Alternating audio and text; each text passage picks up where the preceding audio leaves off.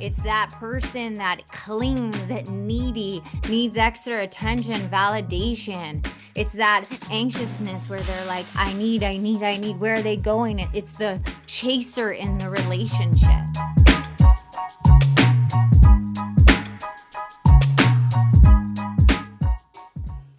Shh. Welcome to the Secret Life Podcast.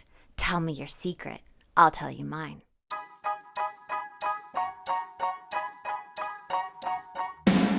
Sometimes you have to go through the darkness to reach the light. That's what I did. After 12 years of recovery in sex and love addiction, I finally found my soulmate, myself. Please join me in my novel, Secret Life of a Hollywood Sex and Love Addict, a 4-time bestseller on Amazon. It's a brutal, honest, raw, gnarly ride, but hilarious at the same time. Check it out now on Amazon.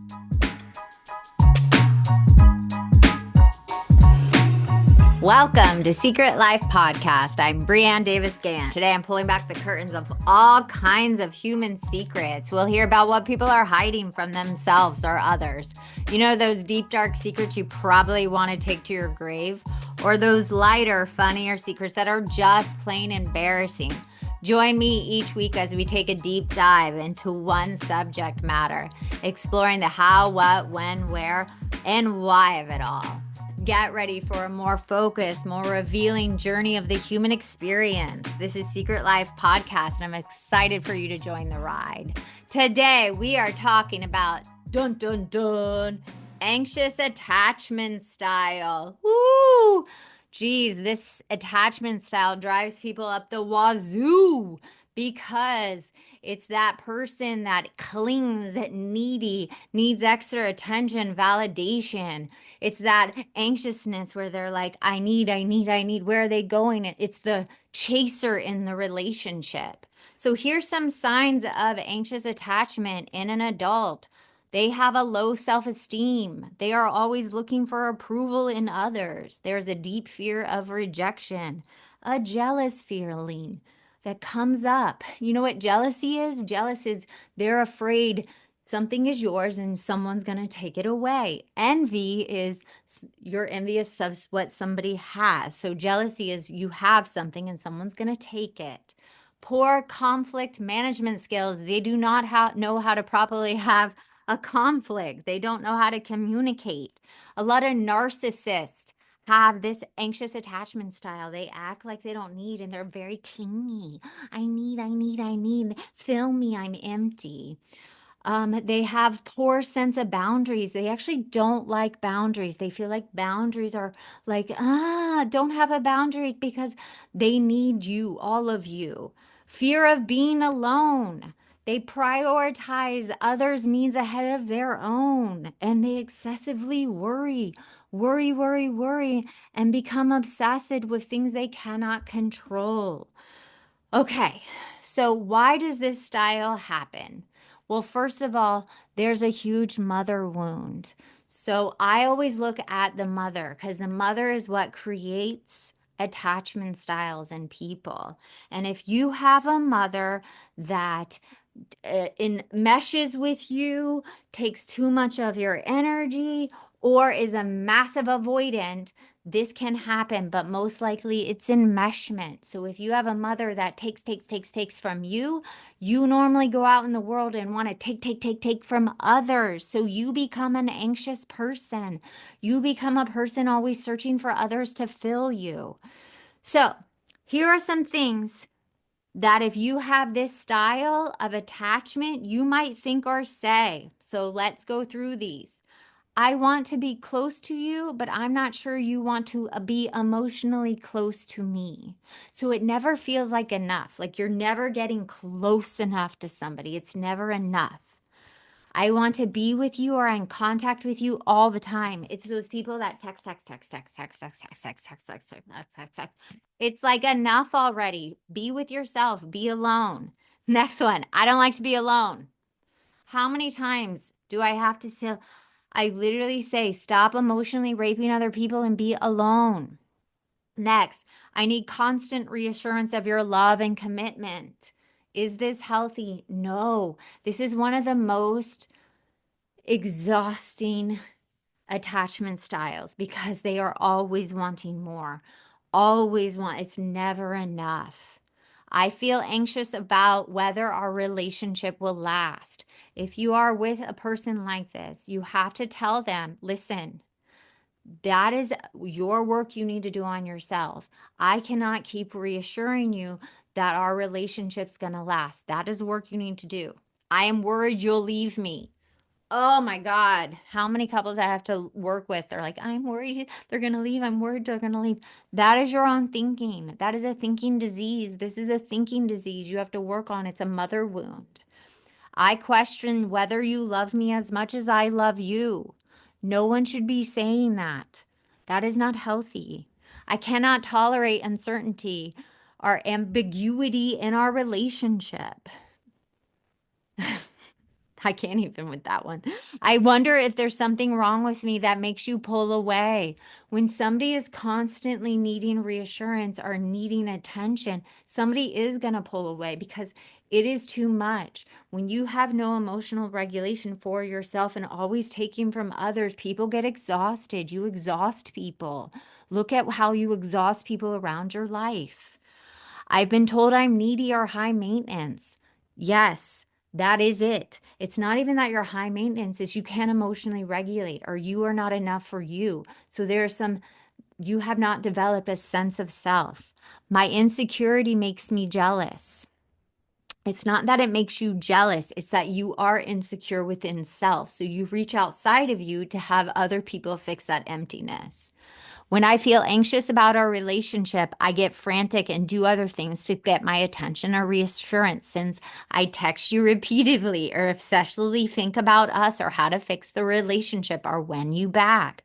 So it's like, let's work on us. Let's do this. Let's take this. Let's cold plunge together. Let's do these things. Let's get that fix. No.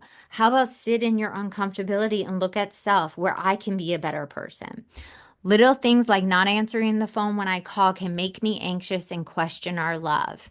That's the other thing. When someone doesn't answer your call, do you tailspin? Do you go into this obsessive thinking that they are doing something? I'm not saying if someone never answers your call, that's a problem. If they are not secure in the relationship, but you don't need, someone doesn't have to answer your call every time you call. That's a problem. So, what are these triggers? There's an uncertainty that can make anxious people. So mixed signals can cause anxious people, anxious attached people to spin. If there's distance, if there's any physical or emotional distance, that can trigger an anxious attached person. If you do not call them or do not call back, they can get triggered. If you're emotionally unavailable, they can get triggered.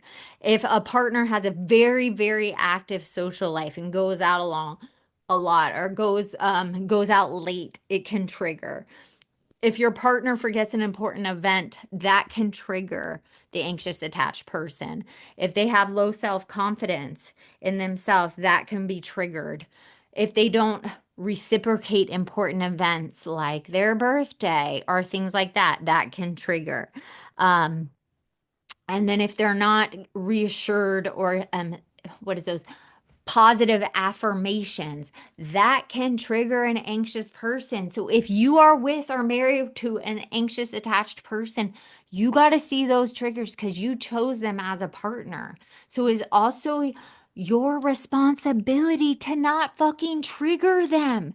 If that's your partner and you chose that person to be married to, you also have to take accountability that you married them. So it's a responsibility on your end. If Mark was an anxiously attached person, it is my job as well not to trigger him, to take accountability. He has to work on it, but I don't then go out all night and trigger the shit out of him. I don't then not text him back. So it's, if you are in relationship, you have a responsibility to the other person not to add on it.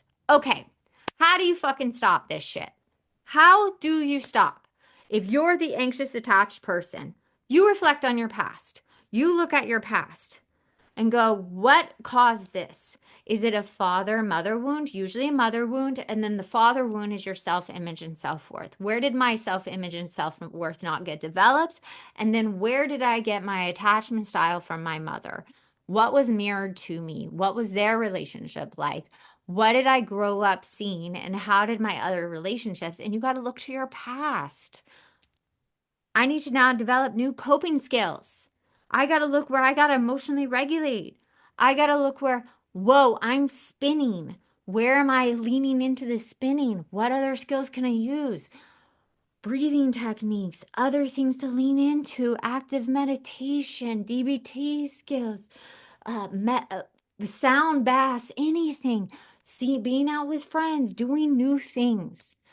And when you're ready, practice being alone. You are actually your own best friend. You better make nice with yourself.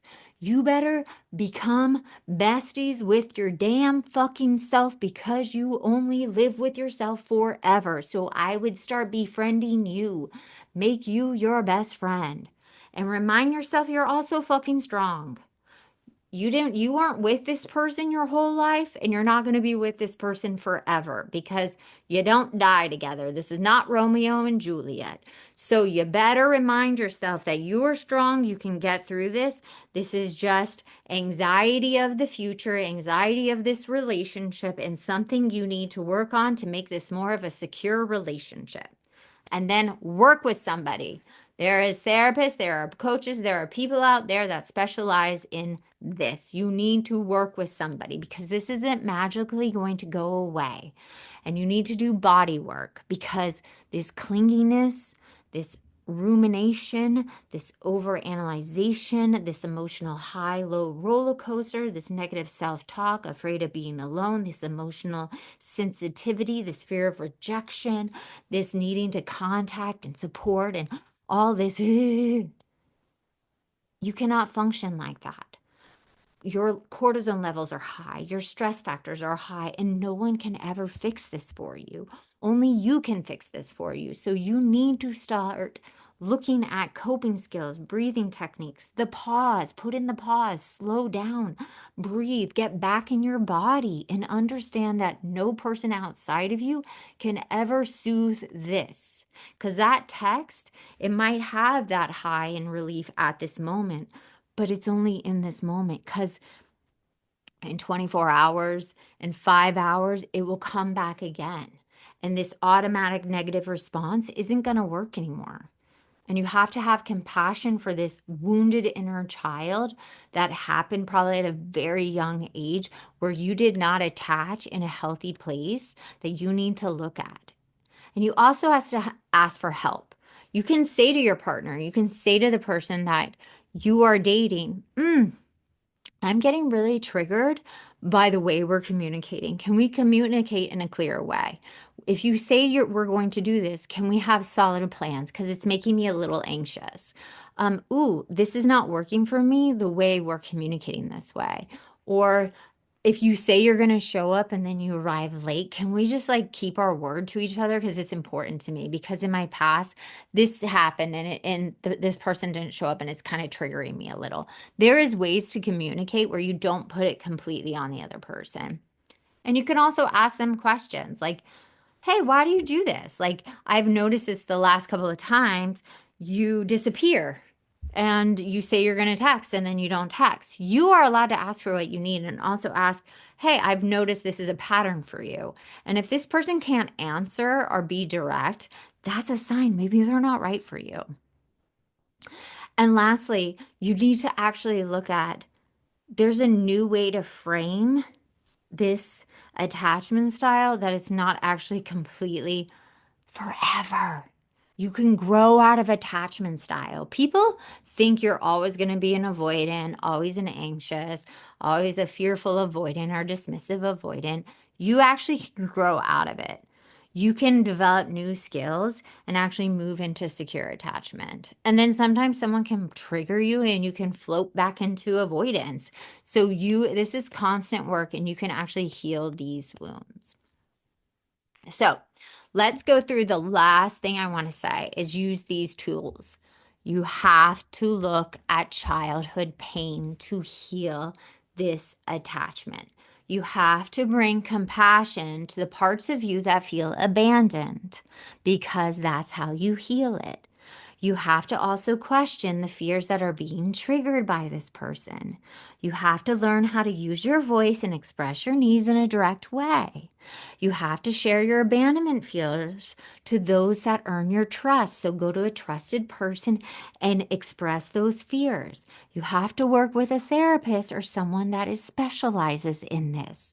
And you have to learn on your own how to use and project your fears in a healthy way instead of an unhealthy way.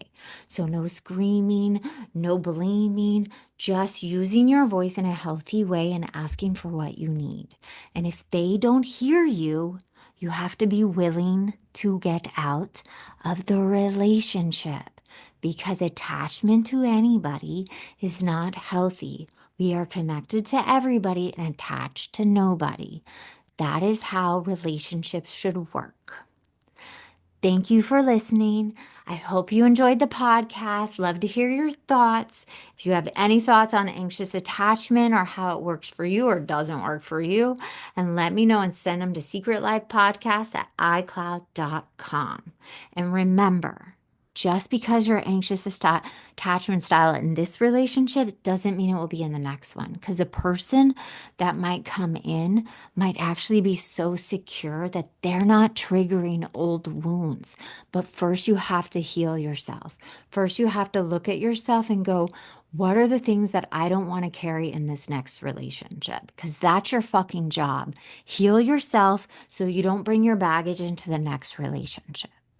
Thank you for listening. I hope you enjoy Secret Life Podcast. Until next time.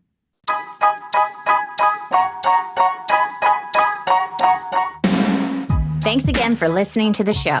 Please subscribe, rate, share, or send me a note at secretlifepodcast.com. And if you'd like to check out my book, head over to secretlifenovel.com or Amazon to pick up a copy for yourself or someone you love. Thanks again. See you soon.